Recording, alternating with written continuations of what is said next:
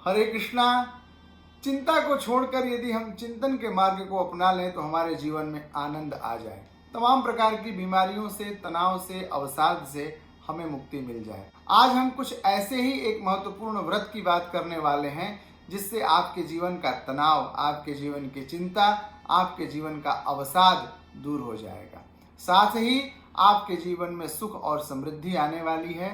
यदि आपके परिवार में कलह की स्थिति बनी हुई है, आपका मन हमेशा अशांत रहता है, बच्चे, पति या आपके घर के बड़े बुजुर्ग आपसे सहमत नहीं होते, आपकी बातों को नहीं मानते, इन सारे विषयों में आपको लाभ मिलने का एक मार्ग बताने के लिए आज मैं उपस्थित हुआ हूँ।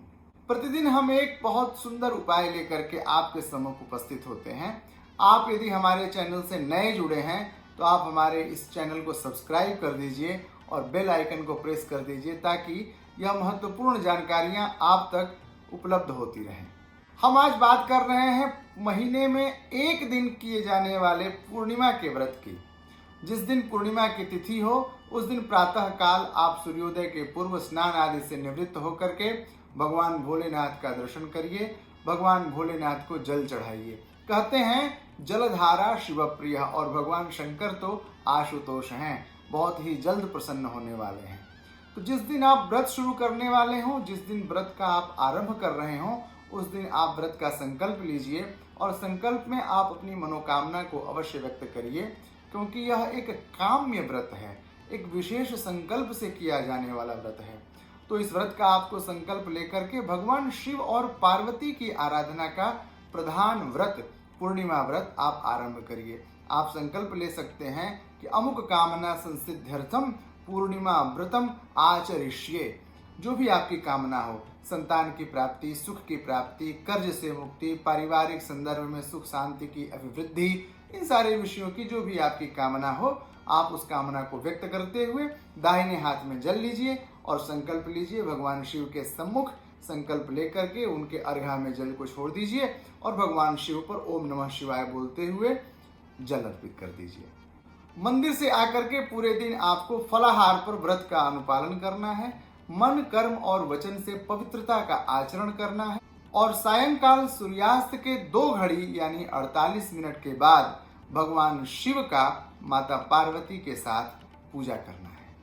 भगवान शिव और माता पार्वती की तस्वीर सामने रख करके अथवा विग्रह सामने रख करके भगवान की पत्रम पुष्पम फलम तोयम यो में भक्त्या प्रयच्छति, जो भी उपलब्ध सामग्री हो, जो भी आपको ज्ञान हो, यथा लब्ध सामग्री भी यथा ज्ञाने न, धूप दीप नैवेद्य अर्पित करने के बाद भगवान शिव को पूर्णिमा के दिन खीर का भोग लगाइए। खीर का भोग लगाने से भगवान शिव और पार्वती आपकी मनोकामनाएं पूर्ण कर देंगे। भगवान शिव की आपने विधिवत पूजा कर ली, माता गौरी के साथ आपने खीर का भोग लगा दिया।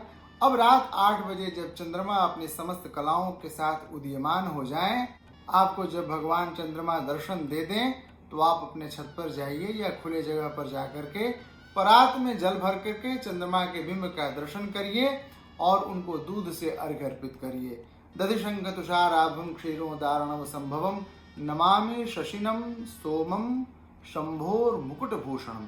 इस मंत्र का उच्चारण करते हुए आप भगवान चंद्रमा को अर्घ्य दीजिए और प्रयास करिए कि जो भगवान शिव को आपने चढ़ाया है, खीर का भोग लगाया है, वह भोग परिवार के सभी लोग खाएं।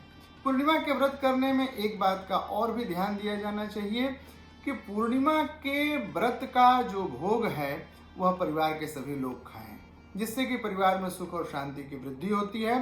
साथ ही एक महत्वपूर्ण बात यह है कि पूर्णिमा के दिन घर में नमकीन, तीखा, मसालेदार कोई भी ऐसी चीज न बनाएं, कोई भी तीखी चीज पूर्णिमा के दिन अपने घर में न सेवन करें। पूर्णिमा की तिथि धन और संपदा की भी तिथि मानी जाती है।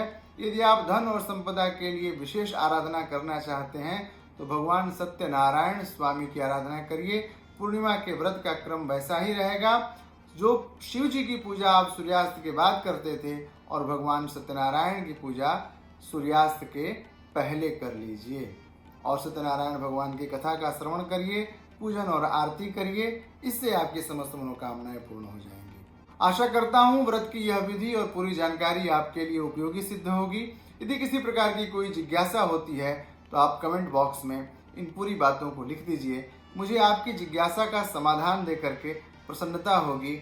आपकी विशेष सुविधा के लिए स्क्रीन पर नंबर भी फ्लैश किया जा रहा है, आप मुझे संपर्क करके अपनी जिज्ञासा व्यक्त कर सकते हैं।